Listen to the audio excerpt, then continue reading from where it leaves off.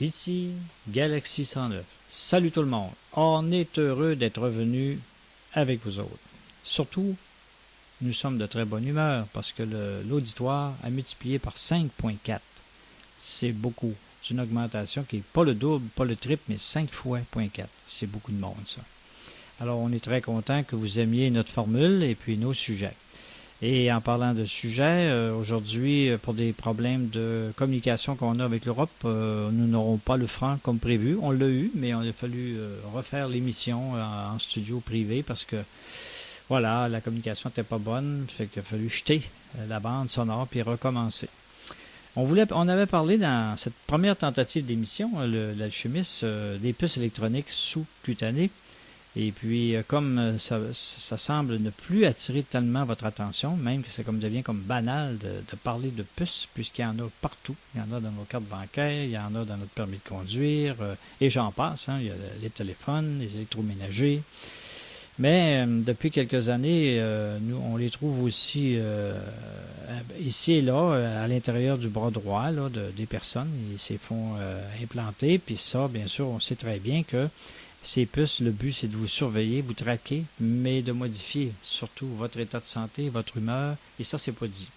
On va surtout vous dire les avantages que ça comporte, mais on ne va pas vous dire les désavantages beaucoup plus importants que ça aussi, ça comporte. Alors, je crois qu'on a une atteinte à notre libre arbitre qui se fait à travers les puces, et ça, c'est intolérable. Vous ne devez pas accepter ça.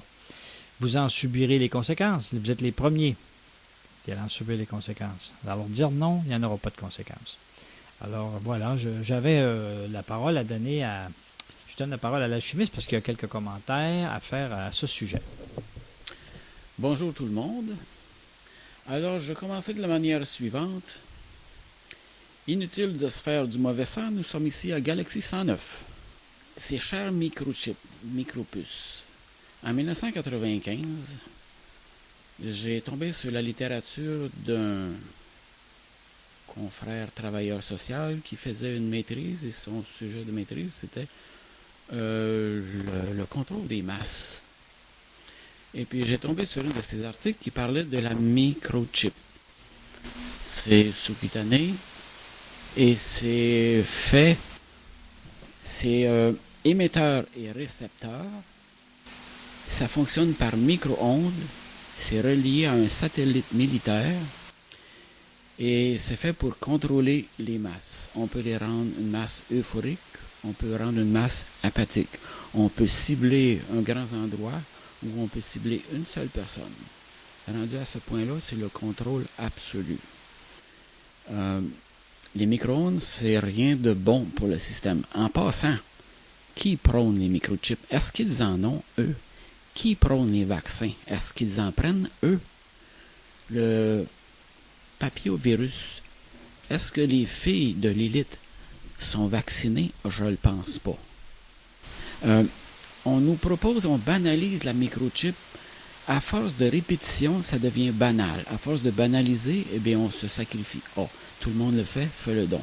Une fois fait, on est pucé pour la vie. On n'a plus notre contrôle.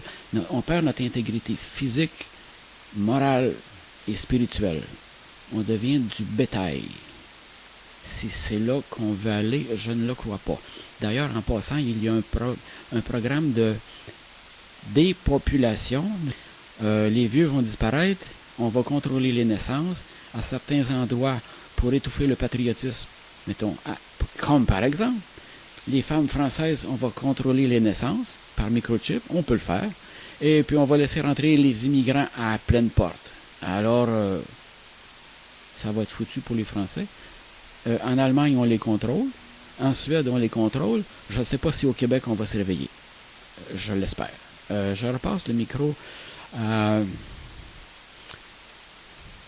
au maître des cérémonies, le grand chevalier. En enlevant le mot grand, ça va faire chevalier tout court. Ça va être plus humble. Bon, il faut excuser l'alchimiste, mais il aime la bière, ça fait que il fermente les idées. Il se pardonne. Alors, on a eu aussi, vous savez, l'affaire des puces. On a un message qui va sortir sur table ronde le 15 de mars. Pas avant, parce que notre grille horaire était pleine, mais Le 15 mars, là, ça veut dire c'est dans pas grand temps de toute façon. À la milieu de la semaine prochaine. Ça sera à suivre. C'est sûr que déjà, il y a certains blogueurs qui l'ont déjà mis en ligne. Alors nous, ça ne sera qu'une répétition parce que c'est le but. Hein. On répète les messages un arrière de l'autre jusqu'à ce qu'on ait certain qu'on ait un maximum de personnes qui l'ont vu. Puis aussi, en parlant de nombre de personnes, on est à 5895 visites sur l'émission de la dernière fois, de la semaine passée, qu'on parlait du pôle Sud. On a un ami galactique qui nous a envoyé par Channeling un message. Bon, il y en a qui vont dire que le Channeling, c'est de la foutaise, c'est de la merde. Blablabla. Bon, de la merde, il y en a partout de toute façon. Il y a des bons channelers, il y en a des moins bons. On doit être prudent quand même avec le Channeling. C'est qu'il y en a qui sont plus reconnus, qui ont prouvé leur justesse. Et même dans la justesse, peut-être qu'il y a 60% du message qui est totalement authentique. Comme les avions bleus disent, ils ont arrêté de le faire eux-mêmes parce que la personnalité, l'ego, crée une distorsion dans le channeling. Par contre, il y a certaines personnes qui maîtrisent quand même assez bien. Puis quand je parlais de ça avec dans le commandant Star dans le passé, il me disait, tu sais, si tu réussis à faire du 40, on va être content. Alors, s'il y en a qui font du 60, bravo, continuez de le faire pareil. Les messages vont passer. Celui-là, il était bien channelé. Alors, c'est Monique Mathieu, je crois mais Monique Mathieu est assez bonne. Je vous le dis tout de suite, là, c'est pas du 100%, mais c'est pas mal bon, ça. Il y a pas mal moins de distorsion chez elle. Il y en a d'autres, là. Katia May, puis pas Needle Watch, il y en a un, mais Sheldon Needle. Alors, j'ai des noms comme ça que je vous dis, là. Sur le tas, là, qui peuvent être fiables. Alors, celui-ci, c'est Aruna. A-R-U-N-A. C'est comme ça qu'il se fait appeler. Il dit qu'ils sont venus de loin pour nous parler à travers ce canal. Il dit nous sommes toujours reconnaissants envers les frères et sœurs de la Terre qui veulent bien faire passer nos communications. Vous voyez, même avec un pourcentage pas pur à 100%, ils sont quand même heureux du peu qu'on peut passer. Nous sommes de plus en plus nombreux à pouvoir communiquer avec vous. Vous êtes de plus en plus, d'ailleurs, ouverts à recevoir nos messages. Nous ne pouvons pas encore trop nous montrer. Cela sèmerait probablement une grande panique parmi les gens. Mais nous avons beaucoup de patience. Nous attendons le bon moment, tout simplement. Petit à petit, vous réaliserez que vous n'êtes pas seul sur la planète, ni dans l'univers. Quand vous regardez d'ailleurs un ciel étoilé, vous allez vous rendre compte que vous êtes vraiment tout petit dans cette immensité.